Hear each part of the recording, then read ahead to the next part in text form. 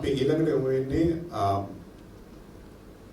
ශ්‍රී ලංකාවේ සිගරට් වලින් ලැබෙන රජයේ ආදායම සැබවින්ම මහත වැටමින් තිබේද කියන කාරණය ගැන පොඩ්ඩක් ගැඹුරින් සාකච්ඡා කරන්න. ඒ පිළිබඳව අපි ආරාධනා කරා මෙරිටේ පරිශ්‍රණ ආයතනයේ විධායක අධ්‍යක්ෂ ආචාර්ය නිශාන්ත පිල් මහතාට. එතුමාට අවස්ථාව ලැබෙනවා සාකච්ඡාවට. බොහොම ස්තුතියි. මාධ්‍යයෙන් සහ අනිත් ආයතන වලින් මම එහෙනවද මෙතනින් පැමිණි සිටින සමෝටම සුබ උදෑසනක්. මම ආචාර්ය නිශාන්ත දෙමල්. මම ආර්ථික විද්‍යාඥයෙක් හැටියට අද පැමිණි සිටින්නේ වෛද්‍ය ශාස්ත්‍රයේ විශේෂඥයෙක් හැටියට නෙමෙයි. මම වෙරිටි රිසර්ච් ආයතනයේ අධ්‍යක්ෂ හැටියටත් වැඩ කරනවා. ඇතරම මේ නාටකයේ නව සභාපතිව හම්බුවෙන්ඩත් මම ඉතාමත් සතුටුයි අද ළඟදි අලුතෙන් ඒ සභාපති ධුරයට ඇවිල්ලා තියෙන්නේ. සජීව රණවීර මාත් එක්ක ඉන්න උයි මමයි 1998 සහ 2004 අපි මේ සිගරට් දුම්වැටි මත්පැන් පිළිබඳ ජනාධිපති කොමිසමක වැඩ කර අවුරුදු දෙකකට ඒ කොමිසමෙන් තමයි නාටා ආයතනය වගේ ආයතනයක් ඇති කළ යුතුයි කියලා ඒ නමින්ම අපි ඒ අදහස් පත් කරා. ඒකෙන් ඊට පස්සේ තමයි නාටා ආයතනය ඇති වුණේ. ඉතින් අපි ඉතාමත් සතුටුයි නාටා ආයතනයේ නායකත්වය අලුත් වෙනවත් ඒ සංවර්ධනය ගැන දකින්න. හැබැයි අද මගේ සාකච්ඡාව වෙන්නේ ආර්ථික ශාස්ත්‍රයෙන් බලනකොට ප්‍රතිපත්ති සිදුවේ යුත්තේ කෙසේද කියන එක. ඒ සාකච්ඡාව පටන් ගැනීමේදී මම මතක් කරන්න කැමතියි ඇත්තටම ලංකාව දුම්කොළ පාලනය සඳහා ජාත්‍යන්තර සම්මුතියකට එකතු වෙලා තියෙනවා 2003 ඇති කරපු සම්මුතියක්. ඉංග්‍රීසියෙන් කියන්නේ Framework Convention on Tobacco Control කියලා. FCTC කියලත් නිතර ඒක ගැන කතා වෙනවා. මේ ලංකාව තමයි මං හිතන්නේ ලෝකේ 4 වෙනි රට FCTC මේ සම්මුතියට එකතු වෙන්න. ඉතින් මේ සම්මුතියේ ලෝකයේ පිළිගත් ඒ කියන්නේ ඇත්තටම WHO ලෝක සෞඛ්‍ය සංවිධානයේ ජාත්‍යන්තරව ඇති කරපු පළවෙනි සම්මුතිය හැටියට මේක හැඳින්වෙනවා. ඉතින් ඉතාමත් වැදගත් සෞඛ්‍ය පිළිබඳව කරපු සම්මුතියක්. ලංකාව තමයි මේකේ ඉදිරියෙන් ඉඳලා තියෙන්නේ. මෙතනදී හැබැයි මේ දුම්වැටි පාලනය පිළිබඳ ආර්ථිකමය ක්‍රමවේද ගැනත් කතා වෙනවා. හරි. ඉතින් එතනදී මං හිතන්නේ ඉතාමත් වැදගත් අදහසක් මතුවෙනවා. ඒක තමයි දුම්වැටියකේ මිලෙන් මොන ප්‍රතිශතයක් බදු වලින් එකතු කරගත යුතුයිද කියන එක. ඒකට මේ සම්මුතිය තුළ දීලා තියෙන අදහස තමයි ඒක මේ ගෝලීයව WHO සමාගමත් නිතර කියන දෙයක්. දුම්වැටියක මිලෙන් 75%ක් බදු ලෙස එකතු විය යුතුයි කියලා. අවම වශයෙන්. ඊට වඩා එකතු වෙන්න පුළුවන්. හැබැයි අවම වශයෙන් එකතු විය යුතුයි කියලා. දැන් අපිට අහන්න පුළුවන් ලංකාව මේ පිළිබඳ කොහොමද වැඩ කරලා තියෙන්නේ කියලා. ඇත්තටම ඕගලන් හැමෝටම ෆයිල් එකක් තියෙනවා. ඒ ෆයිල් එකේ වෙරිටි රිසර්ච් එක වැඩි කලකට මේ මෑත කාලෙකදී නිකුත් කර මේ මුද්‍රණ පබ්ලිකේෂන් එකක් තියෙනවා. ඒක දිහා බැලුවොත් මං කියන සමහර දත්ත ඒක ඇතුලේ පෙනෙයි. මං හිතන්නේ ස්ක්‍රීන් එකෙත් ඒක එයි. අපි ස්ක්‍රීන් එක දැන් මේ ස්ක්‍රීන් එකේ මේකේ තියෙන එක දෙයක් එනවා. ඒකෙන් මොකද්ද පෙන්වන්නේ? ඇත්තටම ලංකාව මේ සම්මුතියට එකතු වුණාන් පස්සේ 2003 4 එකතු වුණාන් පස්සේ මේක නියම විදියට කරා. හරි. සමහරක් සිගරට් වලට මිලෙන් එකතු කරපු බද්ද 80% උත්පන්න. හැබැයි ක්‍රමක්‍රමයෙන් අපි ඒ ප්‍රතිපත්තිය ඉටු කිරීමම දුර්වල වෙලා තියෙනවා. අද බැලුවොත් අපි ඒ ප්‍රතිපත්තිය ඉටු කිරීමේ දුර්වලම ස්ථානයේ ඉන්නවා 2019ට පස්සේ. 2008 ඔක ගොඩක් වැටුණා. එතකොට 2009 හරිගස්ස ගත්තා. දැන් 67% වගේ ප්‍රතිශතයක තියෙන්නේ 75%ක නැහැ. ඉතින් එතනදී මං හිතන්නේ අපිට පේනවා කොහොමද දැන් අපි පොඩ්ඩක් හිතුවොත් අපේ රටේ හැම ශාස්ත්‍රයේම බදු වැඩි වෙනවා. ආහාර වර්ගවලට වල මිලත් වැඩි වෙලා බදු ප්‍රතිශතයක් වැඩි වෙලා. අපි බැලුවොත් ආහාරවල මිල 2019 ඉඳන් අද වෙනකොට දල වශයෙන් 100%කින් වැඩි වෙලා තියෙනවා. එතකොට ආහාර ද්‍රව්‍ය වලට වැටෙන බද්ද අපි දැන් වැට් එක ඩබල් කරා. හරි? SCL කියලා බද්දක් ගෙනාවා. එක එක බදු එකතු කිරීමේදී ඇත්තටම අපි ඒ ද්‍රව්‍ය වලට වලින් එකතු කරගන්න බද්දත් දෙගුණයක් වගේ කරගෙන තියෙනවා. එතකොට අනිත් හැම ශේස්ත්‍රයේම බඩු මිල 100%කින් වැඩි වෙනවා. බද්දත් ඒ මිලට සාපේක්ෂ ඒ කියන්නේ මිලට සාපේක්ෂ බද්ද 100%කින් උත් වැඩි වෙලා තියෙනවා. එතකොට ඇත්තටම බද්ද 4 ගුණයකින් වැඩි වෙලා තියෙනවා. හැබැයි සිගරට් වැටිවලට අපි මිල වැඩිවීමත් ඒ සාපේක්ෂව වෙන්නේ නැහැ. බද්ද ඇත්තටම ප්‍රතිශතයක් වශයෙන් අඩු වෙලා තියෙනවා. ඉතින් මං හිතන්නේ මේක අපේ අවධානයට ගත යුතු විශේෂ කාරණයක්. ඇයි හැම දෙයකම අත්‍යවශ්‍ය දේවල් වලට ආහාර වලට බදු වැඩි වෙද්දී මිල වැඩි වෙද්දී ඒ සාපේක්ෂව සිගරට් මිලයි ඒකට වැටෙන බද්දයි වැඩි නොවෙන්නේ ඇයි කියන එක මං හිතන්නේ අපි හිතන්න ඕනේ.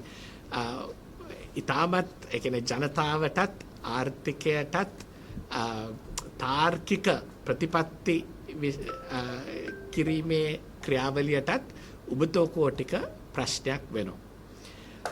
ඉතින් මං හිතන්නේ අපි ඉන්නේ අද අලුත් ආණ්ඩුවක් එක්ක මේ ආණ්ඩුව තුළ පාලනය යහපත් කිරීමටත් දූෂණය මගින් පෙළඹවෙන ප්‍රතිපත්ති අඩු කිරීමටත් යම් අධිෂ්ඨානයක් තියෙනවා. ඉතින් ඒ අධිෂ්ඨානය තුළ අපි බලාපොරොත්තු වෙනවා මේ පෙරදී වෙලා තියෙන ප්‍රතිපත්ති දුර්වලතා අපිට අද නිවැරදි කරගත හැකි විය යුතුයි කියලා. ඒකට නාට එක තමයි ඇත්තටම මේ ප්‍රතිපත්ති ඉදිරිපත් කිරීමේ කේන්ද්‍රස්ථානය විය යුත්තේ රටේ. රෙගියුලේටර් හැටියට නියාමක ආයතනය හැටියට නාට හඳුන්වන්නේ. එතකොට මේ අපේ මුදල් අමාත්‍යංශය නාට එකේ අදහස් සැලකීමට ගෙන එහි විශ්ලේෂණය දෙස අවධානය යොමු කරලා ඒ අනුව ප්‍රතිපත්ති ඉදිරිපත් කිරීම රටේ යහපත් පාලනයට දූෂණය අවම කර ගැනීමට ඉතාමත් වැදගත් දෙයක් වෙනවා. ඒක ඉදිරියට වෙයි කියලා අපි බලාපොරොත්තු වෙනවා. ඉතින් මං හිතන්නේ අපේ ස්ලයිඩ් එකක් තියෙනවා මේකෙන් පෙන්වන්නේ මම පොඩ්ඩක් හැරිලා කිව්වොත් ප්‍රතිශතයක් වශයෙන් ජොන් ප්ලෙයර් ගෝල්ඩ් ලීෆ් කියන වැඩියෙන්ම මාකට් එකේ විකුණන සිගරට් එකට මිලේ ප්‍රතිශතයක් වශයෙන් බද්ද අඩු වුණේ කොපමණද? 8.8කින් බදු ප්‍රමාණය අඩු වුණා. දෙවෙනි එකේ පෙන්වන්නේ කැප්ස්ටන්. ඒ කියන්නේ අඩුම මිල තියෙන සිගරට් එකේ 2021 දැන් ආර්ථික අපේ ආර්ථික අර්බුදයක් තිබුණානේ. ආර්ථික අර්බුදයට පස්සේ තමයි හැමදේම අපි බදු ප්‍රතිශතය වැඩි වුණේ. සිගරට් වල ආර්ථික අර්බුදයට පස්සේ බදු ප්‍රතිශතය අඩු වුණා. හරි. දැන් කැප්ස්ටන් එකේ 74ක තිබුණ බද්ද මිලට සාපේක්ෂව 68.4ට අඩු වෙලා ඒ කියන්නේ 5.6කින් අඩු වෙලා. ඉතින් ඒකේ ප්‍රශ්නය මම හිතන්නේ අපිට හැමෝටම තේරෙනවා හැමදේම දාන බද්ද වැඩි වෙනකොට සිගරට් එකේ මිලට සාපේක්ෂව ගන්න බද්ද ලංකාවේ අඩු වෙනවා. මේක වෙන්නේ ආර්ථික අර්බුදයක් තුල රජයට ආදායම වැඩි කර ගැනීමට තියෙන අවශ්‍යතාවය තීව්‍ර වෙද්දී මේ බදු ප්‍රතිශතය ටිකක් රහස් ගතිව වෙන්නේ. ඒක කවුරුත් කතා කළා කියලා ප්‍රසිද්ධියේ සාකච්ඡාවකට ලක් වෙලා මේක සාධාරණයි මෙහෙම තමයි කර යුත්තේ කියලා නෙමෙයි. හැංගිච්ච විදිහට ඒ බදු ප්‍රතිශතය අඩු වෙලා තියෙනවා. මම හිතන්නේ ඒක නිවැරදි කර ගැනීම අපේ රටේ ඉතාමත් වැදගත් ප්‍රතිපත්තියක් විය යුතුයි. දෙවනුව මං හිතන්නේ තව ඉතා ප්‍රශ්නාත්මක මං හිතන්නේ වෙනසක් වෙලා තියෙනවා. ඒක තමයි බොහෝ විට අපි සිගරට් වල මිල වැඩි වෙනකොට බදු වැඩි වෙනකොට සාකච්ඡා වෙන්නේ මේකෙන් රජයට ලැබෙන ආදායම අඩු වෙයි මක් නිසාද හොරෙන් ගෙනාපු සිගරට් ස්මගල් කරපු සිගරට් වැඩි වෙයි නැත්නම් බීඩි වලට මිනිස්සු මාරු වෙයි කියන සාකච්ඡාව මාධ්‍යවල ඉතා විශාල විදියට දුවනවා. හැබැයි මං හිතන්නේ එතන මාධ්‍යවේදීන්ව දැනුවත් කිරීමට මම තව දෙයක් පෙන්වන්නම්. එතන තියෙන වැරද්ද තමයි ඇත්තටම රජයේ ආදායම අඩු වෙන්නේ මේ ස්මග්ලිං සිගරට් නැත්තම් හොරෙන් ගෙනාපු සිගරට් වැඩි වෙලා හෝ බීඩි වැඩි වෙලා නෙමෙයි ඒ දත්තවලට ඒ කියමන් වලට කිසිම විශ්ලේෂණාත්මක රිසර්ච් එකක් නැහැ. හරි ඒක අපි දැකලත් නැහැ. හැබැයි ඒක මේ ඒ සාකච්ඡාවෙන් වාසියක් විදින ආයතන විතරයි ඒක කියන්නේ. හරි නැත්තම් ඒ මොන හරි හේතුවකට ඒ ආයතන වලට උදව් කරන්න කතා කරන පාර්ශව විතරයි එහෙම එකක් කියන්නේ. මම විශ්ලේෂණාත්මක ආර්ථික විද්‍යාවෙන් කතා කරනවා හින්දා මම කියන්නේ හැම දෙයකම ආර්ථිකමය විශ්ලේෂණයක් තියෙන්න ඕනේ ප්‍රතිපත්ති සාධාරණය කරන්න. ඒකයි අපි මේ වගේ ඒවා මුද්‍රණය කරන්නේ. දැන් ඔබට ඒ කියන්නේ මේ ලැබිලා තියෙන්නේ මේක විශ්ලේෂණාත්මක. අපිට මේ දත්ත හැම දෙයකටම අපි වගකීම බාර ගන්න පුළුවන්. හරි එතකොට අපි ඒක මුද්‍රණය කරලා තියෙනවා. හැබැයි කටින් කියලා බොහෝ අනිත් දේවල් කටින් කියන සාකච්ඡා ඒවට විශ්ලේෂණාත්මක ෆවුන්ඩේෂන් එකක් නැහැ. මම හිතන්නේ ඒවා විශ්වාස කිරීම ගැන අපි ටිකක් සැකසහිත විය යුතුයි. ඇත්තටම වෙන්නේ මොකද්ද? ඇත්තටම රජයේ ආදායම අඩු වෙලා තියෙනවා. අඩු වෙන්නේ කොහොමද කොතනින්ද කියන එක මෙතන ස්ක්‍රීන් එකේ පෙන්නනවා. සිගරට් වල සිගරට් වර්ග 4-5ක් තියෙනවා. හරි දැන් සමහරක් සිගරට් වර්ග වලට බද්ද වැඩි අනිත් සිගරට් වර්ග වලට බද්ද අඩුයි. එතකොට බද්ද අඩු වෙනකොට මිලක් ටිකක් අඩු වෙන්න පුළුවන්. ඇත්තට වෙලා තියෙන්නේ මොකද්ද 2018 24 අතර ඔබට පේනවා ඇති අර මිලිමීටර් ගණන අනුව තමයි සිගරට් බද්ද වැටෙන්නේ. මිලිමීටර් 67යි 72 අතර සිගරට් එකේ මාකට් ප්‍රතිශතය මාකට් එකේ වෙළඳ ප්‍රතිශතය 9%කින් අඩු වෙලා තියෙනවා. හැබැයි අර මිලිමීටර් 60ට තියෙන සිගරට් එකේ මාකට් ප්‍රතිශතය ඒ හරි 9%කින් වැඩි වෙලා තියෙනවා. හරියට ස්විච් එකක් තියෙනවා.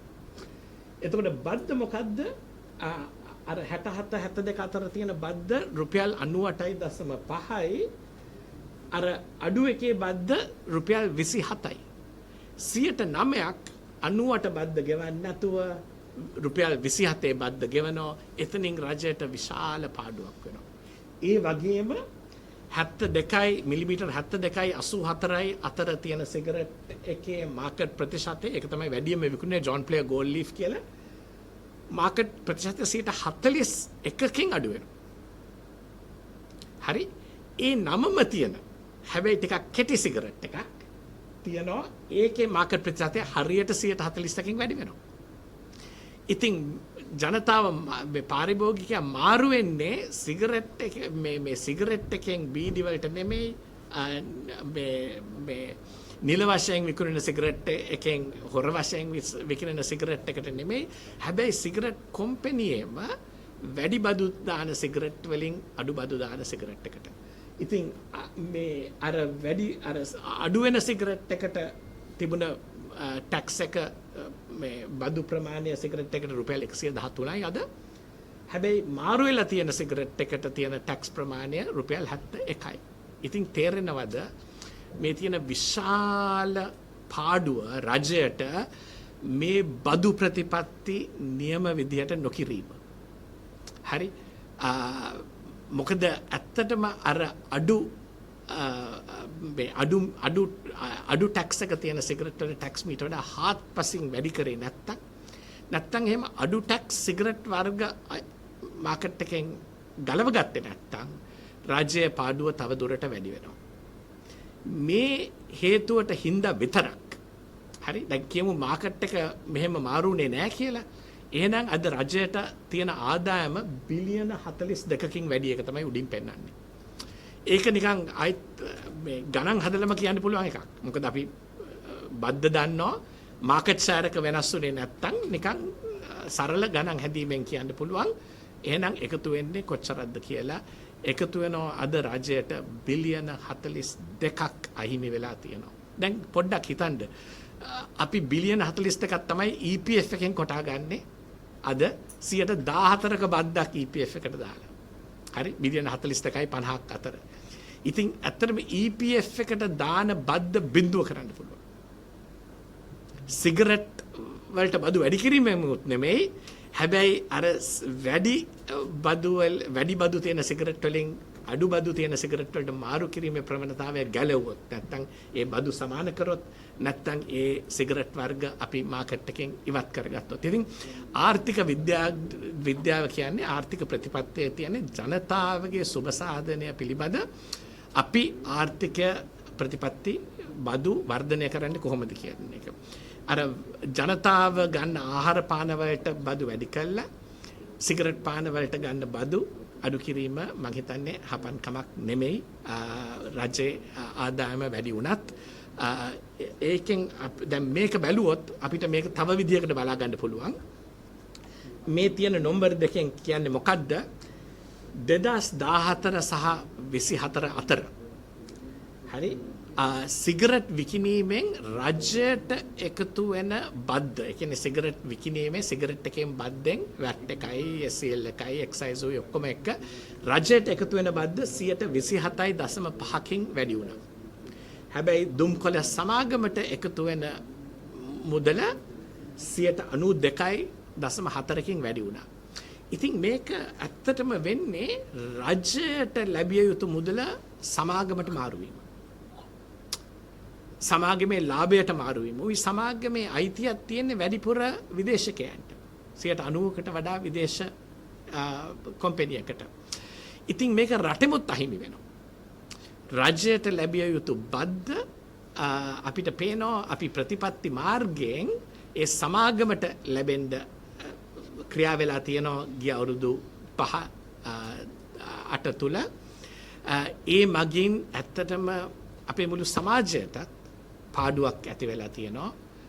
ආර්ථිකයේ ආදායමටත් පාඩුවක් ඇති වෙලා තියෙනවා.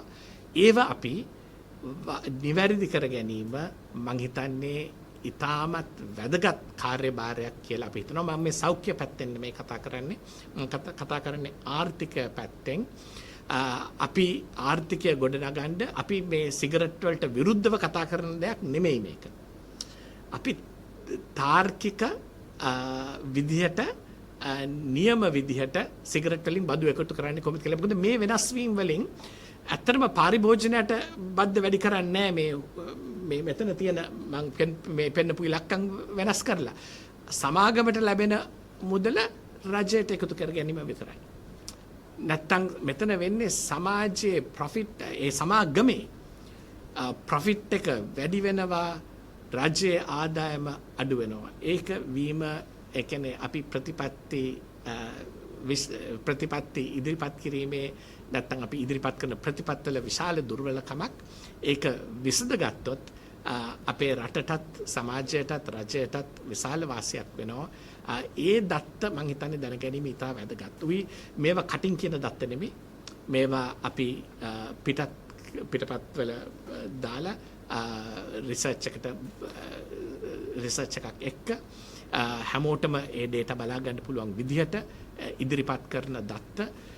ඉතින් මම හිතන්නේ මාධ්‍යවේදීන් හැටියට මම ඉල්ලා සිටින්නේ කවුරු හරි මොන හරි දෙයක් නිකන් කටින් කියපු දේවල් විතරක් මුද්‍රණය කරන්නේ නැතුව මේකට විශ්ලේෂණාත්මක පදනමක් ඇති දේවල් හොයලා බලලා ඉදිරිපත් කරන්න කියලා. ඒක ඔබතුමා වශයෙන් රටටත්